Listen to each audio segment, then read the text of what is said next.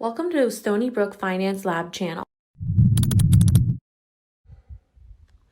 Hi everyone and welcome. If you want to know how to generate a passive income that gives you the ability to comfortably live off while investing with low risk and high diversification, stay tuned and keep watching.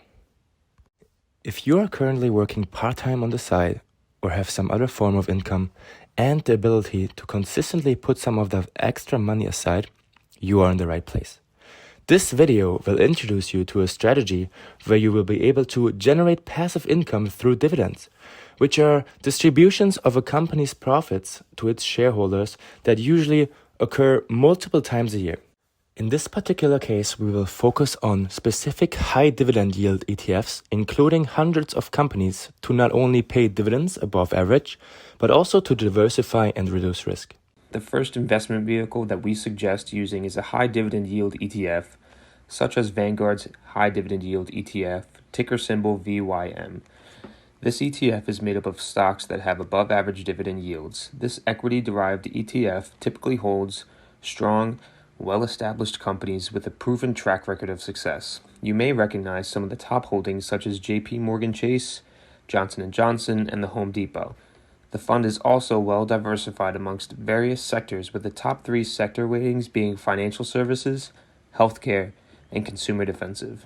With an attractive yield of approximately 2.79%, a beta of 0.86, and a Sharpe ratio of 1.53, the fund provides an attractive return with low risk relative to the overall market. You may be wondering, why are dividends important? While dividends often get overlooked by beginner investors, they are actually one of the 2 ways an investor gets a return on their investment, the first being capital gains or the appreciation of a security's price.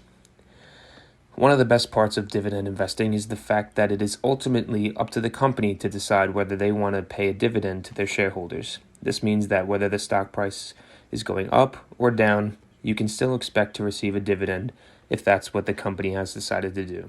As a matter of fact, there are many companies out there that pride themselves on consistently paying dividends to shareholders.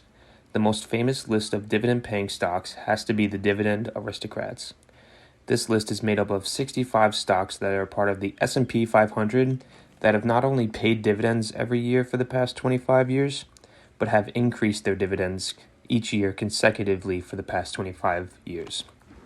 Also, some investors believe that stocks that pay above average dividend yields are said to be dividend protected. This is because in times of a bear market, they are sometimes the last to be sold off because of the attractive dividend yield. The second investment vehicle we believe would work well in our strategy is a well-diversified bond ETF, such as the Vanguard Total Bond Market Index Fund, ticker BND. This index fund tracks the performance of public, investment-grade, taxable, and fixed-income securities, as well as U.S. government, corporate, and international dollar-denominated bonds, as well as mortgage-backed and asset-backed securities, all with maturities of more than 1 year. One reason why you might want to have a bond market index fund is to gain exposure to income-producing securities at a lower risk than dividend stocks. This is especially critical as an investor nears retirement age. The underlying securities in the fund are very safe, with 68.97% of holdings rated AAA and none below a BBB. And with a yield of 1.95% and a beta of 1.03, you can expect an attractive income at a low risk relative to the overall market. We believe that the best investment strategy a young investor could use is the dollar cost averaging approach. This is when an investor contributes a fixed dollar amount to their portfolio at regular intervals. This allows the investor to purchase more shares when prices are lower and less shares when prices are higher, thus lowering the average purchase price and resulting in better long-term returns. However, there are some more perks to this strategy. In addition to reducing the impact of volatility, this strategy is very easy to implement, with many brokerages having the option for automatic bank withdrawals and fractional shares.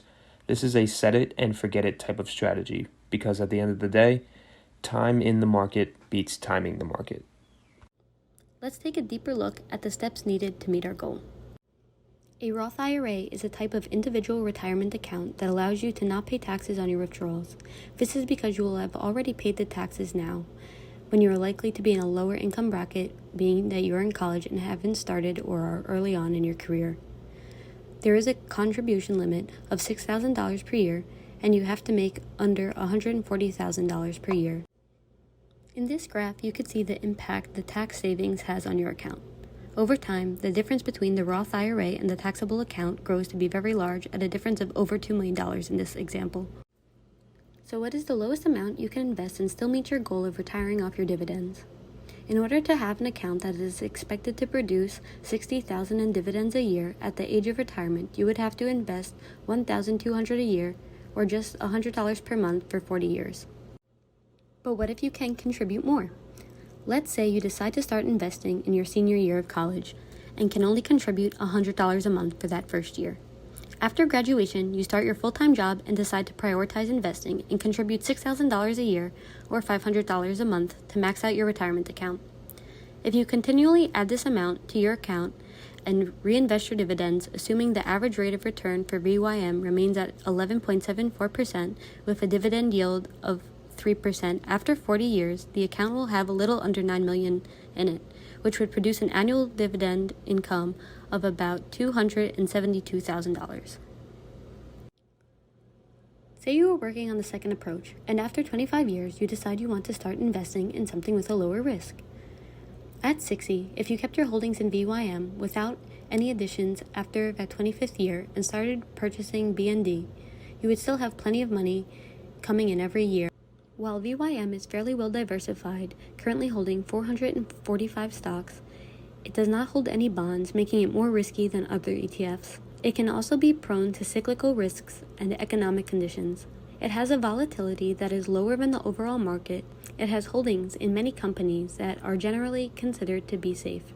Although we use the average rates for the last 10 years, these are not guaranteed. BND is considered to be safer with the majority of its holdings in the U.S. government. This is why it has a lower average rate of return at 4.77% and an average dividend yield of just over 2%. Because this plan is designed to have you retire off of dividends alone, that leaves you with the entire principal to leave for your family or use in case of an emergency. It is important to start investing as early as you can, even if it's just a little bit. Time is the most important factor. Don't be afraid if the market takes a downturn. If you continue investing consistently, it will be far more beneficial in the long run. Also, make sure you have an emergency fund set up so you don't have to withdraw or. While young and far away from retirement, the investor is encouraged to allocate the majority of the portfolio towards dividend-paying equities. In addition to that, in the so-called dollar-cost averaging strategy, the investor will continuously invest a specific dollar amount to their portfolio at regular intervals. And just remember to be patient. This is a strategy that takes time. Thank you for watching this video. Please feel free to like, comment, and subscribe to this YouTube channel.